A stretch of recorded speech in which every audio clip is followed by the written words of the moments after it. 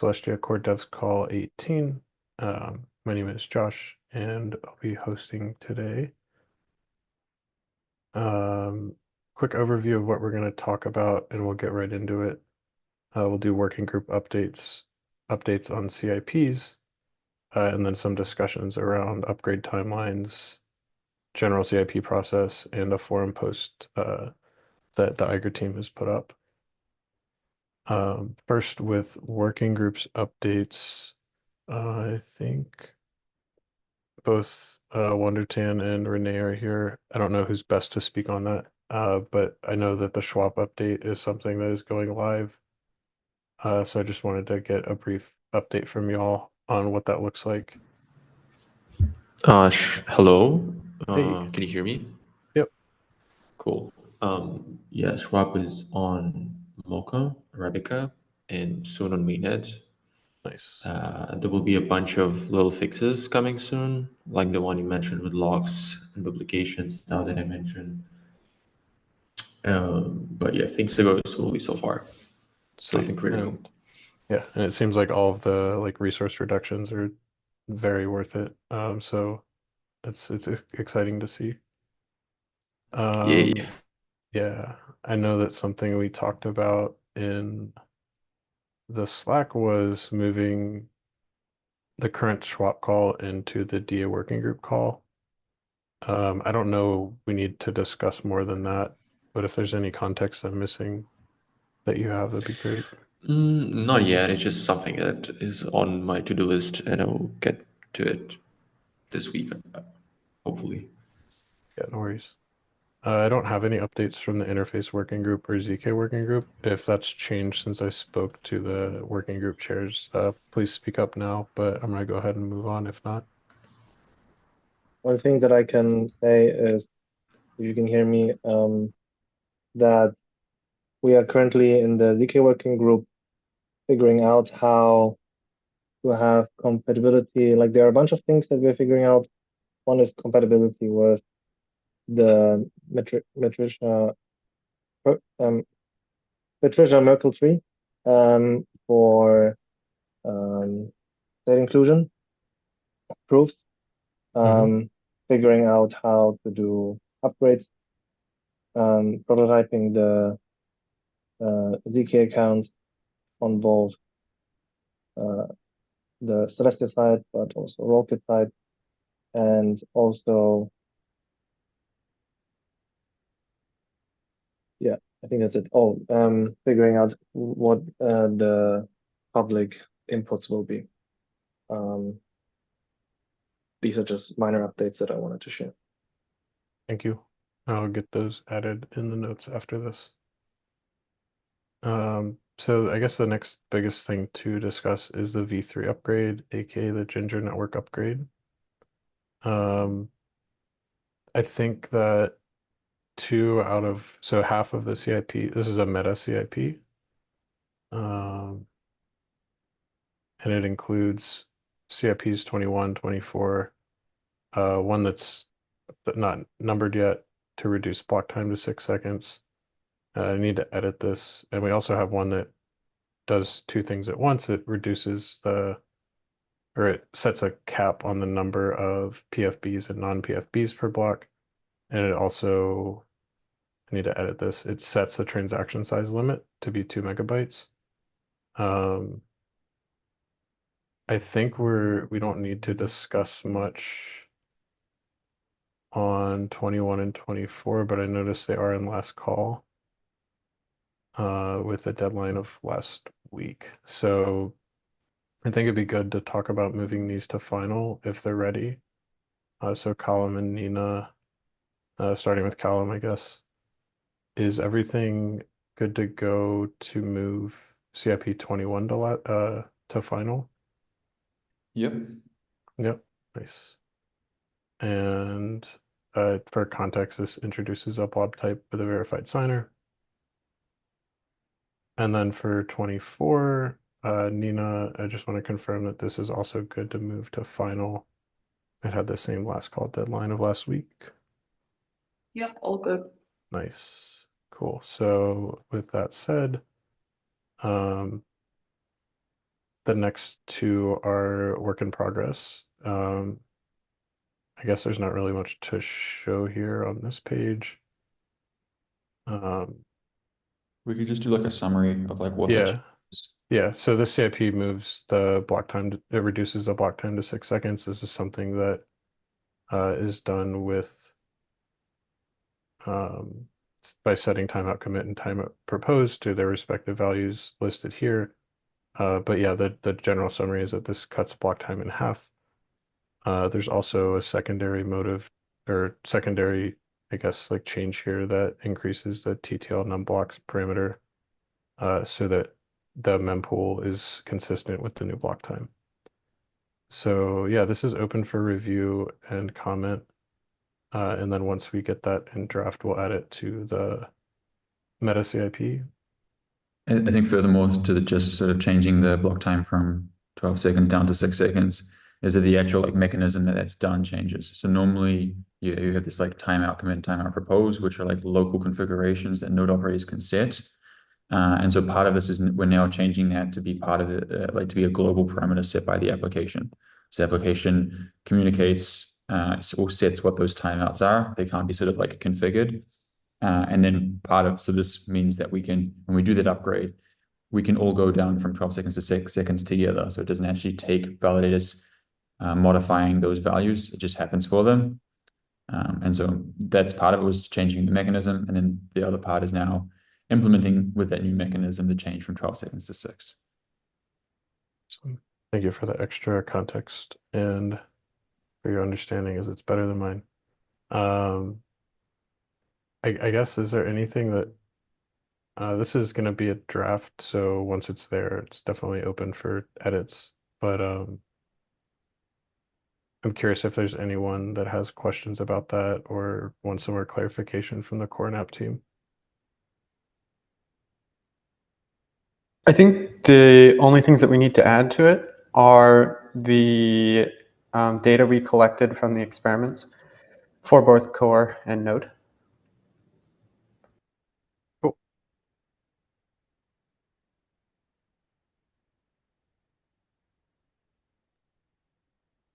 Sweet. Just added that as a comment. Unless there's anyone else that has anything on that. We can move to talking about essentially increasing the compute limit, or setting a compute limit by limiting the number of PFBs and non-PFBs, and also setting the transaction size limit to 2 megabytes. Yeah, essentially this sets, I mean, the abstract is probably a good description. It limits the number of PFBs to 600 per block and 200 non-PFB transactions per block. And then this also sets the transaction size limit to 2 megabytes. And that is ahead of us preparing to eventually increase the limit on block size to avoid block times being too long because, for example, an 8 megabyte transaction gets gossiped. So there's two different. I was initially assuming that these would be separate because the goals here are very separate. So the Yeah. limiting compute is to reduce the amount of time where we block during consensus, where we are effectively checking these transactions. And then the second one for 2 megabyte is actually for a potential upgrade to fast block slow squares. So it's being defensive. Yep. So it's not, so it is true that a larger transaction or piece of data takes longer to gossip or propagate through a network if it's larger, and you can't chunk it and check each chunk and propagate it that way, sort of like stream it throughout a network. So that is true. However, that's not like a huge problem when submitting through a mempool, especially with our existing block propagation mechanism. The thing that we're concerned about here the most is that once you increase this value from 2 megabyte to 8 megabyte, you can't go back. So it's like breaking for rollups if you go from 2 to 8 megabyte. And what we want to prevent is that we want to like leave the design space open for fast block slow squares. So it's possible that instead of actually increasing the square size beyond 8 megabytes or something, we would actually just continue to decrease block time as much as possible. That's like a potential path, and we just want to leave that open. So that's the reasoning for adding this consensus breaking change from, well, it's not consensus breaking yet. It will be consensus breaking when the block size gets larger than 2 megabytes, of course. So yeah, just to add some color there. No, that's good. John raised his Uh, hand. Yeah, if I could add a Yeah. bit more color, it's not even that we want to leave the design space open for keeping the block size at 8 megabytes after having increased it, but potentially we want to leave the space open for decreasing the block size, but also decreasing the block time such that the total throughput is increased, but the block size is smaller. But if the max transaction size is, or max blob size, I guess, the total blob size is 8 megabytes, then you can't do that because it would break any rollups that depend on 8 megabyte atomic blobs. Thank you both. On that note, I'm wondering if you would both, or like if you all would advise that we split this up into 2 CIPs. I think the reason why I said they should be the same one is they're both about like constraining the system such that it performs correctly. Okay. But Yeah, I guess unless maybe there's Evan has a heavy. different view, perhaps. Yeah. It's basically like there wouldn't be a situation where you would want to implement one without the other in this particular motivation. Makes sense. Cool. Unless Evan has anything there. I think we can leave this open for review, and get that in a draft sometime soon.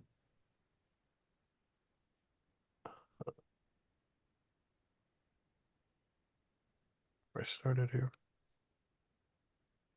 Okay.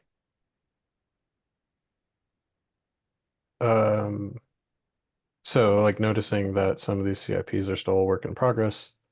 The upgrade timeline that we went over last 2 weeks ago has definitely changed for V3. So I just wanted to understand from the core engineers what the timeline looks like now. I think we're planning on like another week or so before it goes on to Arabica. Yeah, we are currently still trying to get out on Arabica this week, so the week of the 14th. At the moment, we just merged the last PR and app, so we're going to cut the release candidate after this call for v3.0.0. And then Celestia Node has one PR to finish reviewing after we bump that PR with this release candidate instead of a commit, or it was using like an alpha tag or something. We'll use this release candidate tag. And then we need to test on Robusta. And then the rest is just like normal release process stuff. And we're hoping to at least get the validators upgraded, ideally tomorrow or Friday. Oh, okay. I know we normally don't want to get the validators upgraded on Friday, but we do have a rather strict deadline here as we don't want to delay further. So we might have to do that for Arabica. Cool. To clarify though, that wouldn't be like the Mocha validators that are upgrading. It's just No. DevOps validators. So this is just on Arabica. So Yep. There's 4 different validators that the DevOps team has keys for, I believe, and are running. So that should be a rather simple process. And then we also have to submit signal transactions for each of those validators. And then there's a week delay. So, well, roughly a week delay before the upgrade actually takes place. So the app version will still be on V2 for until next week, minimum. Cool. Other than that, I think the timeline for Mocha and mainnet are roughly the same, of beginning of November around the 4th and beginning of December. Is that correct? Assuming everything Yeah, Mocha goes is smoothly. week of November 4th is when the actual binary switch, but then we still have to do the signaling, and it still takes a week. Yep. So then the actual time when code changes or meaningfully changes is the 11th, week of the 11th.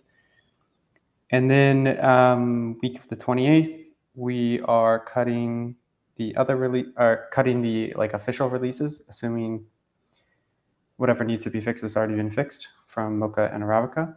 And then the week of December 2nd is the actual upgrade for V2 to V3 on mainnet.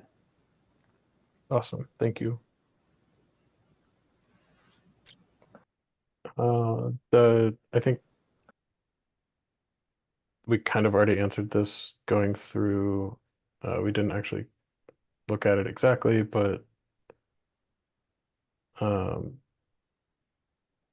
in this CIP to add number of transaction limits and transaction size limits, one of the changes is not consensus breaking, but it does have a meaningful impact on users like rollup developers.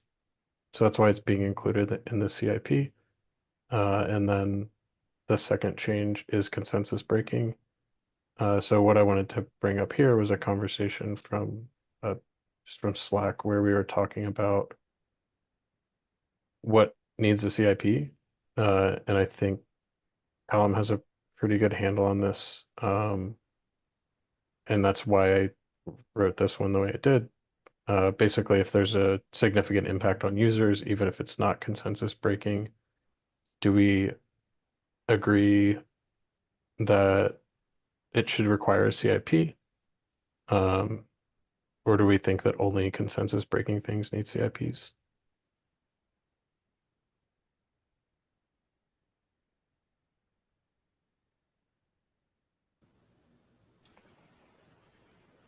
I don't think that CIP should be reserved just for things that are related to consensus, specifically things that break consensus. Not just consensus, but also network breaking. That was what I think were like strict requirements for CIPs. But Colin pointed out that it's a bit too strict, and there are other things that impact users. Unfortunately, there is no like firm concrete thing on impact users. It's sort of like a judgment based on how big of an impact it has. So for example, if there's an API change to like the RPC, that might require like a CIP, but like a change to the CLI or something probably doesn't if it's like small and not that many people use it. It does introduce a bit of a gray area, but I think the whole point about the like CIPs was to have this like community engagement, and like that involves things that aren't just like consensus breaking. So yes, like a lot of API things which really do affect the way that like people will use Celestia is something that we should be open to like having these proposals, having these discussions, and being able to like change. I think on that note, we need to play that by ear and figure it out as we go. But I'll keep a mental note to maybe edit this on the template so that it's more clear. Another suggestion. We do have like the interfaces working group. So, but I think this one was particularly pointed at the change that limited the number of PFPs in each blob. Where this is not an API change, this is not a consensus breaking change, but it is a new default that can have a meaningful impact because now it's effectively like a fee market change by default, almost like a very crude way to change the fee market, in that the fees for something like a message send could be different from the fees required to get included for something like a PFP. Well, only a PFP. Those are the only two differences: is PFPs and non-PFPs. But that's like a crosses some threshold that, again, like Colin said, is kind of a gray area, but it's definitely like worthwhile to do.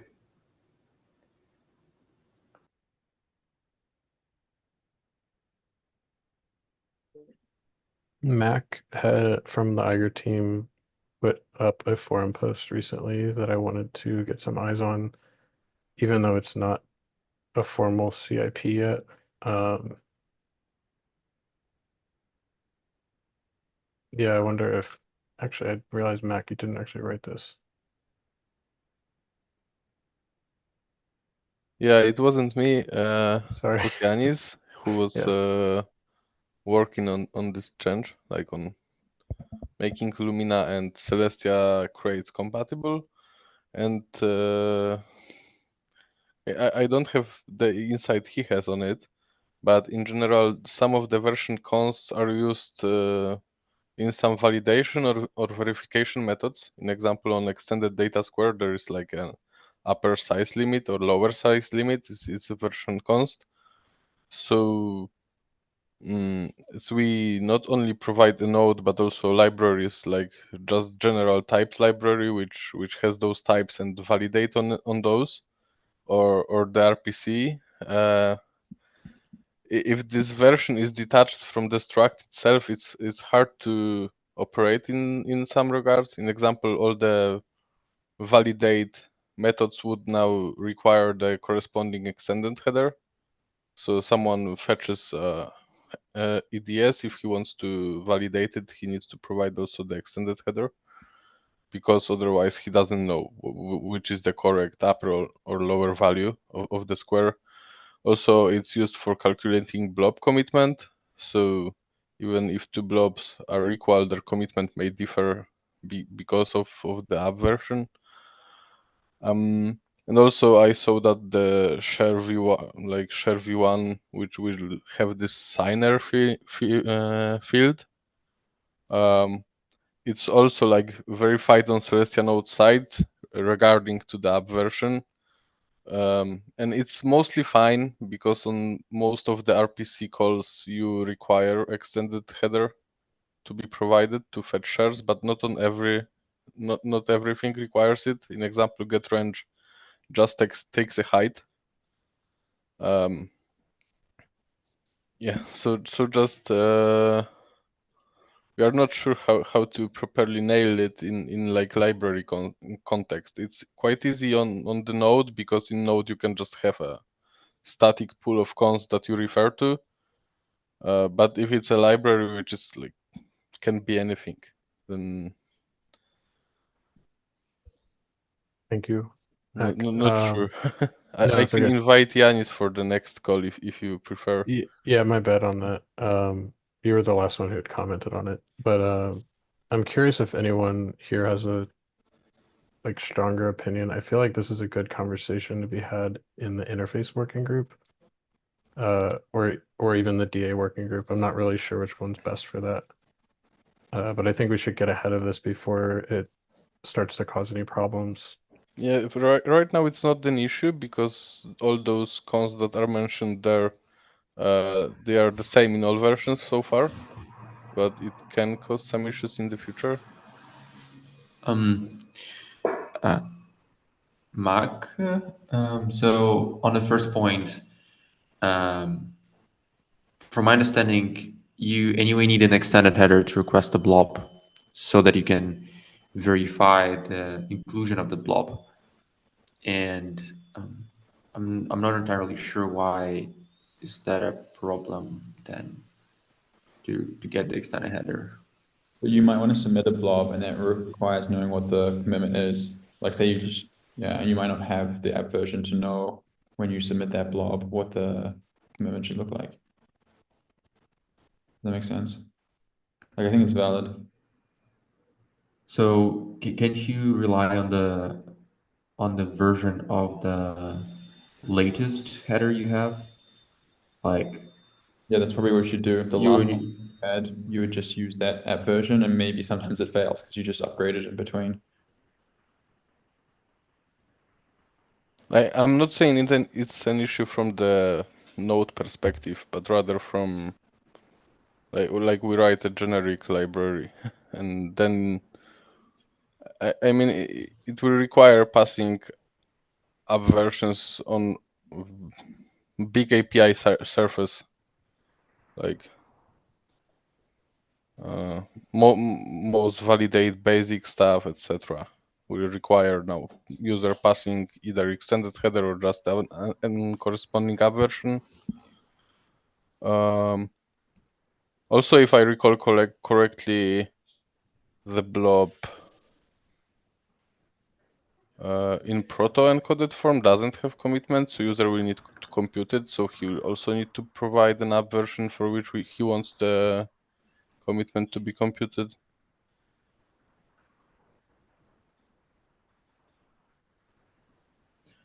Colin, do we need like historical versions for this case? Anyhow, like, do you need to use a V0 in case we want to compute a commitment from a block in the past, or can we always rely on the latest?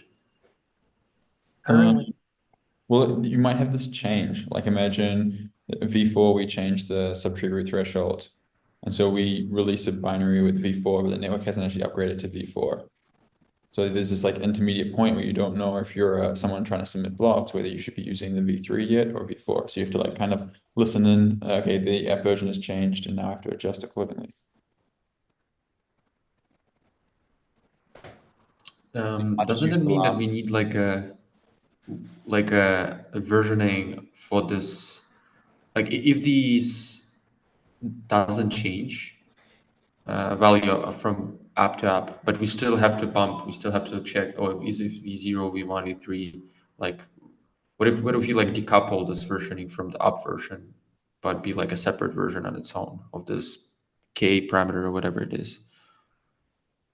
Okay, but then that's dictated from? Like when did we go from V1 to V2? Whenever we need to update it, right? Or like somehow also encoded in the blob, like so blob is sort of like self-describing. It says like, okay, I am blob and I'm using this version with this K, so that anyone in the past can like see from the blob itself that, oh, I can actually compute commitment this way. Yeah. Like, sorry, Evan, maybe that's something you want to say. I was just going to say, like, I think we can discuss this when there's not 30 people in a call and try to work out how we can solve it. I think probably, maybe in the future, I don't know if other people agree with this as well, but I think it draws more attention if this is an issue in a GitHub repository than in a forum. I don't know, like for me personally, I don't look in the forum much for like these kind of issues, more for like, high level like discussion. What, like in this example, what repository would you expect this to be on? You can do it in Celestia app. Oh,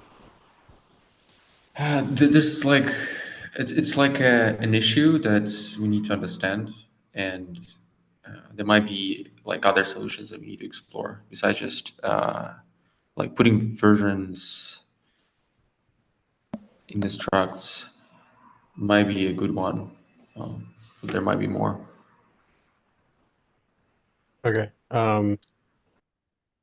I personally asked the Lumina team to make this on the forum, so I can take that responsibility. But yeah, we can go ahead and move this over to Celestia app to get more eyes on it. Yeah, So maybe thank you for that maybe I'm suggestion. wrong. No, I don't know like what the like I'm not gonna go look right now to save our time, but I don't know if it requires it to be a forum post or if it just has to be some sort of discussion. I think the GitHub is perfectly fine. Is this in Just reference to CIP? What's that? Is this in reference to a CIP? This is the beginnings of a CIP. That was the goal of starting a discussion. Oh, I see. Yeah. But I guess Callum already got to it a little bit. I think this is a good thing to discuss outside of this call, just with respect to everyone's time. But I'm glad that we brought it up so we can get more eyes on that.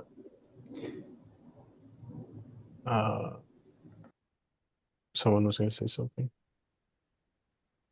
No, sorry, I'll take it offline.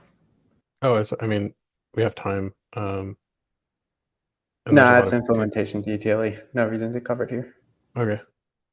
Up to you. On that note, I think that's everything that uh, I thought that we needed to discuss.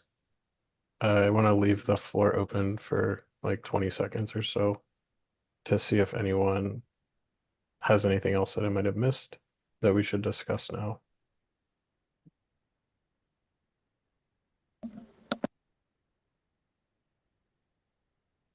Maybe. Cool. And on that note, I want to thank everyone for coming again. I'm not positive when we'll do the next meeting. So we'll go ahead and schedule that and drop it in the chat. I want to thank everyone for coming, and thanks everyone for participating to figure some things out. Thanks, Josh. Thanks, You're welcome. Josh. Bye. Cheers, Josh. Josh.